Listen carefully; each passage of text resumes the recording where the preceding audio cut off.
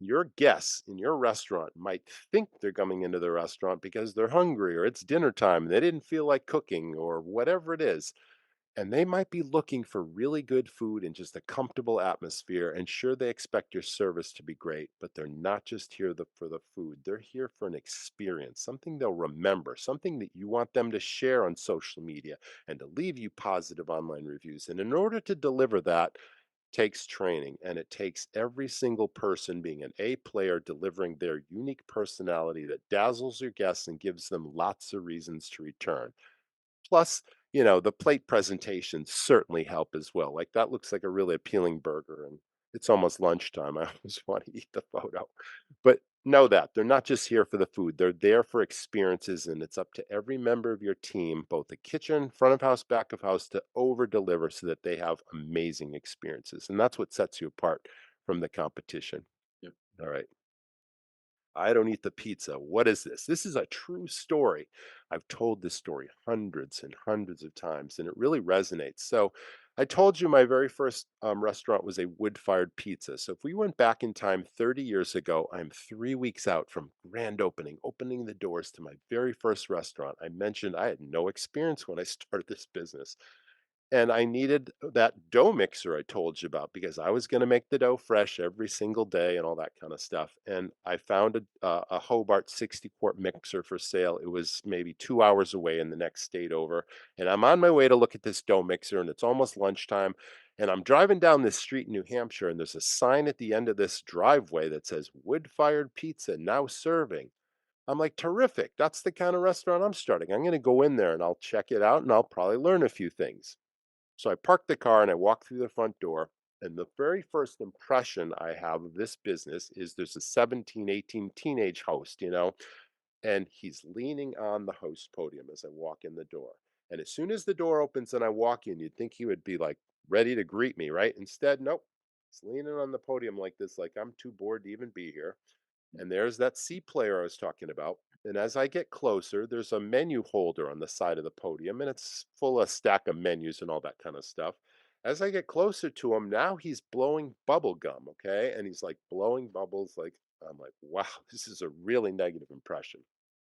When I get up to him, he looks at me and he's like, "Are you here for lunch?" I'm like, "Yeah, it's 10 to 12. I'm here for lunch." Next thing I know, he takes one of those menus out of the holder and he hands it to me, sticks it in my hand, and then he points across the room. He's like, "See that table over there? It's yours."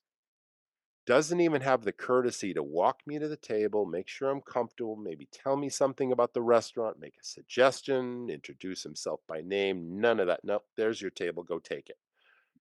Strike two, right? So now I'm sitting at that table and I'm sitting there for 8 to 10 minutes because I tracked it on my watch. I'm getting really irritated at this point because, those things are percolating in my mind, what the greeting and, go find your table kind of thing. I'm watching there as service personnel are passing me by on the left and the right. Nobody's making eye contact with me. And I'm like, do they even care that I'm sitting here? And it wasn't a busy restaurant. It's not like it was full of people and like people were just doing their thing. It's like I'm sitting here and I'm like, who's my server? I'd really like to get a drink. I'd really like to keep this going because I'm on my way to get a dough mixer. And 8 or 10 minutes later, the server finally comes to the table. Well, I had plenty of time to look at that menu, and they had all these specialty pizzas that all sounded pretty good. So I asked the server for her recommendation because I could have ordered, any of them. They all sounded pretty good to me. I'm like, "What do you like?" She looks me in the eye for the very first time. She's like, "I can't recommend the pizza." She's like, "I don't eat them." She goes, "They're too expensive." Oh my god. Oh my god, that's what she's telling me, the guests, okay? Okay. Strike 3. So, Yeah. again, 3 weeks out from opening, I hired this whole staff, and this was the foundation of my Sales Star staff training program because I about fell off my chair and scared me to death, and I suddenly realized, Court, that what your service team say and do, their actions and what they say can absolutely sabotage your business. And if you ever see these people again, now this was 30 years ago, this was before the internet, this was before social media. Okay. And now social media is a dangerous thing because people will slam you for the slightest of infractions. And now it's so important for us to be vigilant as to what our guests are saying and to interact with them, to thank them for positive reviews and to, make things right for the guests when something goes sideways. But back then it was all word of mouth. And I told this story hundreds and hundreds of times. And I'm not in the place where I slam the restaurant and mention them by name and don't go to that place, but you know that your guests, your customers will do that. So again, you don't train your people every single day.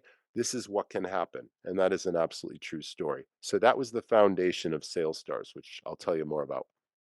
Okay, this is what I called capturing lightning in a bottle. And it's as simple as when staff are having more fun, when your team are having more fun and they're making more money, your guests are having more fun and spending more money. And that was a magic formula for me because, again, part of our culture was fun, hospitality, family, and fun.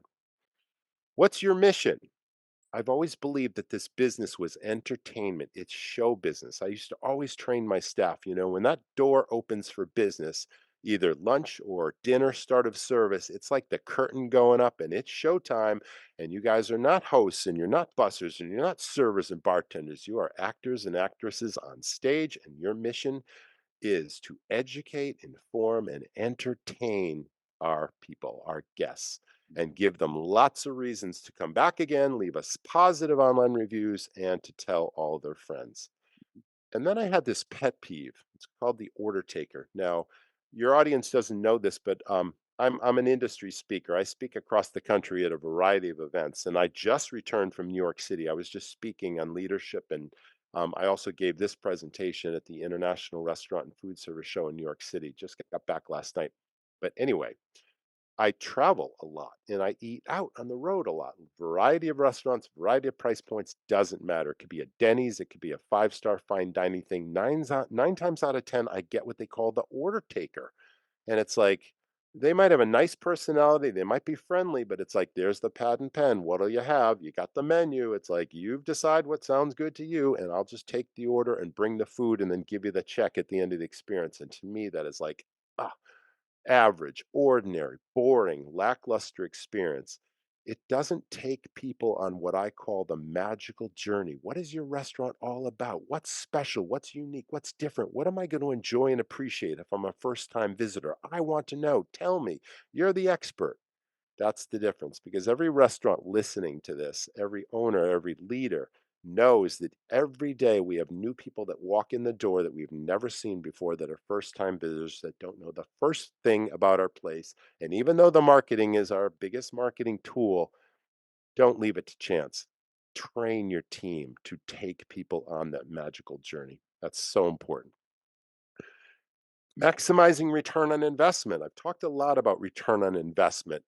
I've always believed that every guest, every seat in every restaurant is valuable real estate. Now, the owner is taking all the risk of business, okay? They're sticking their neck out. They're paying the lease on the property or the mortgage, whichever. We're paying the payroll. We're paying obviously the cost of goods and the insurance and the dumpster and the internet and the insurance and all this stuff. That's why margins are so low. Unless you're printing money in your restaurant, it's like you got a lot of expenses. Okay. Why wouldn't you train your staff to recognize these opportunities and optimize and maximize them for your business? Because what are you doing? You're bringing these people in and you're giving them an instant opportunity to have their own business within your business. I'm talking about front of house team here, but it's like people are making really good money in your restaurant, and sometimes they're making really good money just for being order takers and coasting. Why wouldn't we expect them to deliver more and to get that ROI through the roof? And that's certainly what I did, and that made all the difference for me. It is a captive audience. Now, there are lots of businesses out there that I would not want to own. And I'm not insulting anyone that also owns a retail business besides a restaurant. But let's face it, in retail, you're not making a sale every customer that walks through the door. It's like you get people in there, and the very first question is, "Can I help you?" And 9 times out of 10, you hear, "No, I'm just looking." And unless you know that this particular retail store has what you're looking for and you're just going in there to buy it, There are certain days when you make no sales at all, okay? Mm, But in a restaurant, captive audience, I don't need to tell you this. Everybody that walks through the door is ready, willing, and able to spend, and it's your job to train your team to deliver experiences, to bring things to life, to explain, and to make suggestions that increase sales. And that's how you run a profitable restaurant. So, opportunity. I'm an opportunist. I've always been one. I want my audience, I want your audience to think about opportunity every day and train their team in that. But opportunity is fickle, it's fleeting, it's gone in a second. Every guest, again, is a series of opportunities. Every guest, every table, even the kids are opportunities every time. And once those opportunities are lost, they're gone forever. But if they're captured, think about what that means to the bottom line. Here's where I'm going with this, Court. I want you and every member of the audience to take a second and just close your eyes. I want you to imagine an iceberg floating on the surface of the ocean. If you got that in mind, here's where I'm going. Okay, this is a great analogy. It's so applicable to restaurants. Now, look on top of the water. That's that giant iceberg that you all just had in your mind. It sunk the Titanic. It's huge, right? Well, very few people think about this or realize that the iceberg is actually so much greater. Its greatest mass is hidden and unseen beneath the surface of the water. It's probably 3, 4, 5 times bigger, and that's why the top of the water to me in my restaurants, I always call that daily sales that just happen. You give the guest a menu, you let them decide what sounds good, and they'll order whatever, and you're leaving lots of chips on the table, and that's the land of the order taker. I'll take the order, I'll bring you whatever you want, whatever. But below the surface, I call that the domain of the sales stars because these are the opportunities that you recognize. Upsells. Someone orders a gin and tonic, and the staff are so well trained, they say, would you prefer Bombay Sapphire or Tanqueray 10? What's an add on? Every restaurant worth its salt has lots of opportunities to increase the check size by enhancing the meal. If it's a salad, maybe you offer scallops or chicken or shrimp on a salad. We used to have that. We used to have three different kinds of cheese. For an upsell, you could have blue cheese, goat cheese, feta cheese, whatever. Steaks. We had a steakhouse. Would you like sauteed mushrooms and onions? Would you like specialty rubs on that steak? And these were all upcharges that enhanced the meal, and our staff knew them inside and out, and they suggested them every table, every time. 9 times out of 10, people said, sure, that sounds great. Bring me that. Most profitable items. We're going to get to this because this, again, is the most powerful part of this presentation, but you need to know what your most profitable items are. You need to train your staff in what those things are, and you need to train them to suggest these every table, every time. And we're going to go into greater detail on that. I loved bottles of wine.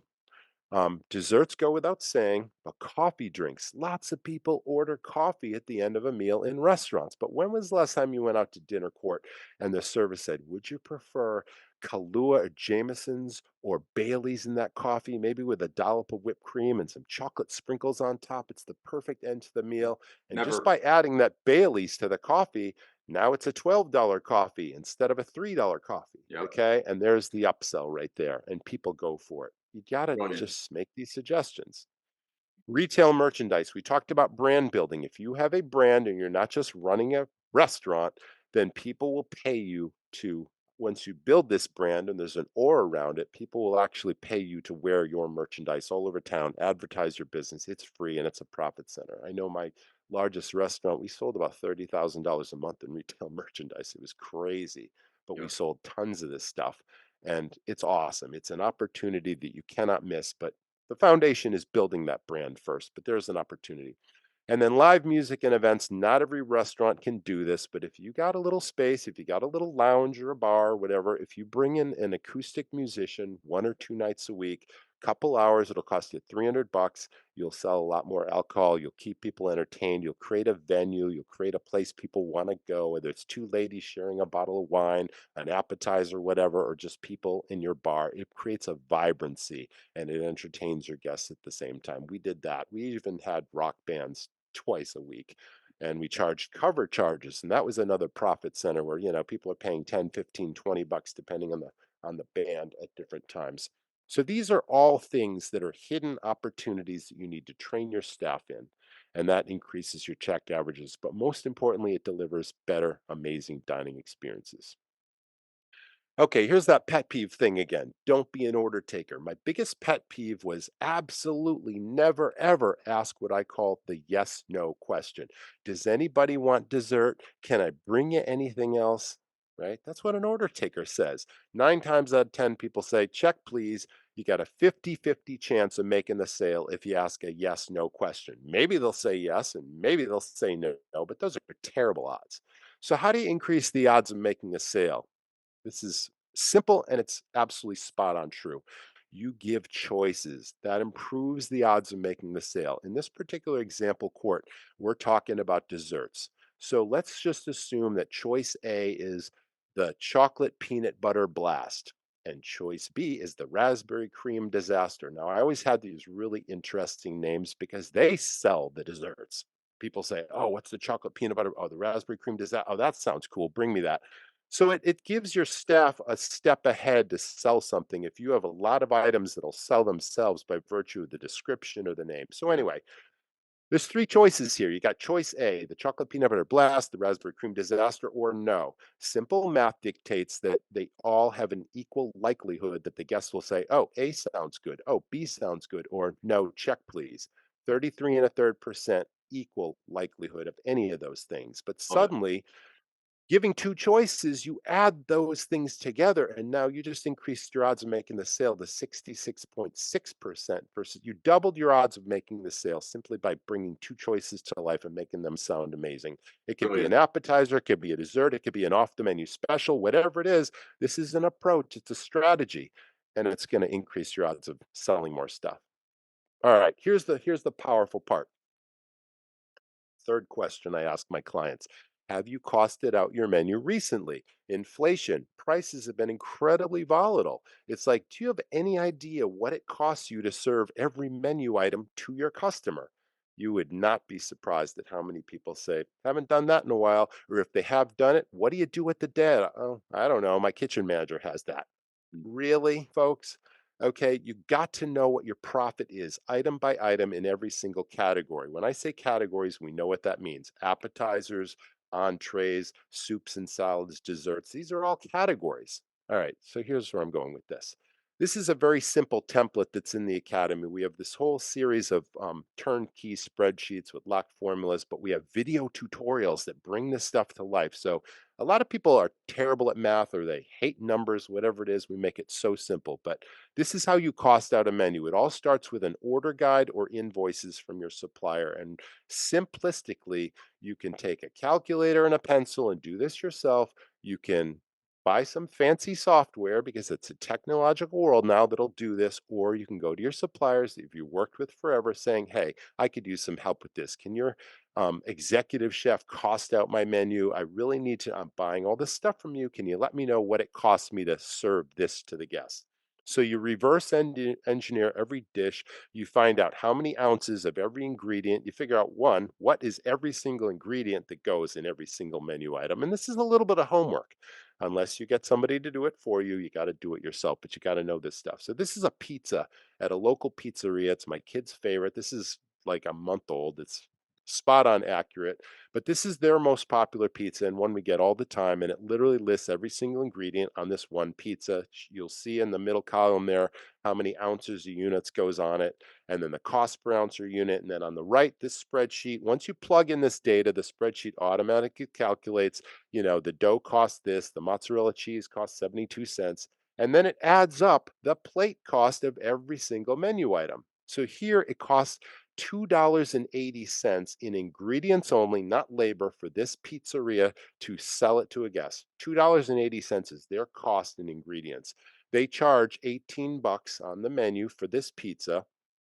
Simple math dictates that if you divide $2.80 plate cost by $18 menu cost, it's a 16% food cost. The profit is simply $18 menu cost subtracting the plate cost, and now their profit is $15.20. This is the starting point. If you do this yourself, you need to have a cost sheet for every single appetizer, every single soup, salad, entree, burger, pizza, entree, dessert, whatever. And now you got a whole list of things. The next thing I would do if you do it yourself is now go category by category and then rank them most profitable to least profitable. So if this pizza is your most profitable, put number one in the upper right hand corner. Now, again, just to tell you, this all template is in the academy. You don't need to, do it yourself. It's all in there should you choose to follow that. But anyway, now you've got all your menu categories, and now everything is ranked from number one most profitable to the absolute least profitable. What you might not know, and the biggest eye opener, is the difference in profit amongst these items in each category. Eye opening. It's dollars in most cases. So your appetizers might be a three or a four or a $5 difference in what the profit is. You're losing money. It's even scarier with the entree side. You could be losing 8, 7, 9, 10, $6 every time you sell this one versus that one. If you were to put this information out of your, take the information from your point of sale system, use a date range. If you change your menu once a year, beautiful. You got a whole year's worth of data. In the past year, I sold 5,280 of this pizza. I sold 300 of this appetizer. Now you take all that information from the POS and you transmit or you transfer the volume of sales that you just did in the year, or if you change your menu twice a year, you got 6 months of data, whatever you can do, the most data you have, write it down under number one or two and three most profitable. How many sales were you know done in the last 6 months or a year? Now you got a lot of data. What do you do with that? So now the next template is this. This looks a little busy, so I'm going to walk you through this really slowly. And it's a lot prettier in the academy. This is like an old slide that I really need to update. But this is just the entree category in a client that I had just coming out of the pandemic, maybe a year and a half, 2 years ago. The size of this restaurant in terms of sales was about $2.9 million a year, so a decent business. And now this is a snapshot of just the entree portion of the past year. And again, they had all those categories. So I'm going to walk you through this particular spreadsheet. In green at the top, you'll see the number one most profitable entree was seafood stuffed shrimp. They sold 516 of them, and off to the right, in terms of popularity, it was the number eighth seller. But every time they sold one, they made $17.88 profit. You want everything to contribute that kind of profit. Kind of like the garlic knots I told you about. I'm $9.75 every time I sell one, right? Okay, on the left side, you'll see in red it says profit spread. Now, this is the difference. These items are all ranked from the most profitable entree to the least, because you'll see on the leftmost column it says number one, number two, number three. These are in descending order of profits. And under profit spread in red, it's showing you how much money they are leaving on the table when the next one and the next one and the next one sells. So the number two is 80 cents less profitable than number one. Go down about three-quarters of the way, you'll see number eight in red. Every time they sold a chicken cordon bleu, they were making $6.24 less profit. They sold 1,805 of these. It was the number two most popular item seller. And every time they sold one of these at the end of the year, they lost a potential profit of 11,000 bucks from what they could be selling. Now, yes, your next question is, well, not everybody wants seafood stuffed shrimp. I get that. But the point I'm making is it is absolutely possible to redesign your menu where every category contributes a similar profit, not an equal profit, but a similar one. And what I mean by similar is less than a dollar, not over a dollar. You don't want to be losing $3 and $4 every time you sell this appetizer for that. You don't want to be losing 6, 7, $8 every time you sell this versus that. Okay, last thing I want to tell you about this client. This has been proven a couple times, but this $2.8 million client, when you added up the template here, and it automatically calculates, and it'll do that for you if you choose to get this in the academy, they left a potential profit of $343,000 on the table last year because most profitable items were not big sellers, and their lower profit items were taking sales every shift, every day, every month away from what they could be selling. And yes, I know not everyone wants the seafood stuffed shrimp, but again, if you go back to the drawing board and tighten your menu up where you're losing pennies and not dollars, you're going to have a lot more money on the bottom line to pay labor costs, to pay leaders, to have extra cash in your business so you're not tied to it. What can you do in the short term? Okay, simplify your menu. Okay, do not have these overly extensive menus where suddenly you've got lots of inventory and you've got more option or more chance for waste and theft and spoilage. Okay, so simplify it, but drop the lower profit and low volume pieces because your customers aren't buying them anyway. And if it's there, somebody might order it instead of ordering something that's more profitable. Portion controls, I cannot emphasize enough. You must have solid portion controls in your business. Standards, and that's a photograph of what the dish should look like. And so somebody can look at it and see what the plate presentation is supposed to be. But then specs.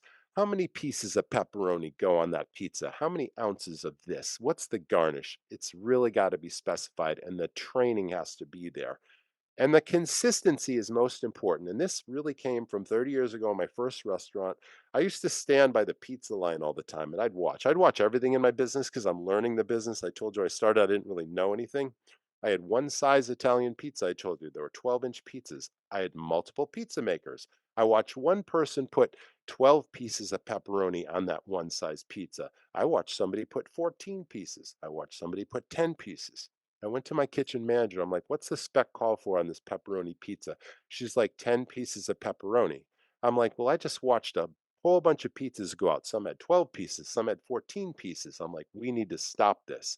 And then I'm like, if this is happening on this one dish, what's happening across the restaurant on every dish? Now I'm in the back kitchen, the prep kitchen, and I'm watching servers do desserts. And I watch one server put one scoop of ice cream on the blueberry pie. I watched another server put two scoops of ice cream. I'm like, I'm pretty sure it's one scoop. Kitchen manager, yup, it's one scoop. Oh, she must want a bigger tip. She's adding extra ice cream. These are abuses that cost you money. This is why margins are so low. This is just one reason why margins are shrinking because we don't have standard portion controls. We don't have checks and balances. It's so important. Let's talk about ingredient choices. It's so easy to just figure out with a supplier what we're going to order every week and say, okay, that's what we serve. But what people don't realize is inflation and volatility in the markets means sometimes you're paying this for per pound of beef, and next week you're paying this per pound of beef. And if you're not watching, you're shrinking your margins. You're making far less profit than you should be, and you wouldn't know this unless you're watching this stuff. So I used to always regularly go to my suppliers and I would say, you have these huge warehouses and sometimes you buy huge quantities of something because you get a better price on it. You know what I'm buying now. Is there anything comparable to what I'm buying now that you suddenly got a better price because you bought it in a greater quantity? And if so, if the quality's the same, I want to try a sample. And if I can't tell the difference, then my guests can't tell the difference. And as long as the quality meets my specs, if it's at a lower price, I want it. And I always kept them on their toes. Know this, your suppliers work for your business. But if you just sit back and just take whatever comes through the door, you're losing money. That's ingredient choices. I already said train your staff to suggest. Once you do this exercise, you know what's most profitable to sell.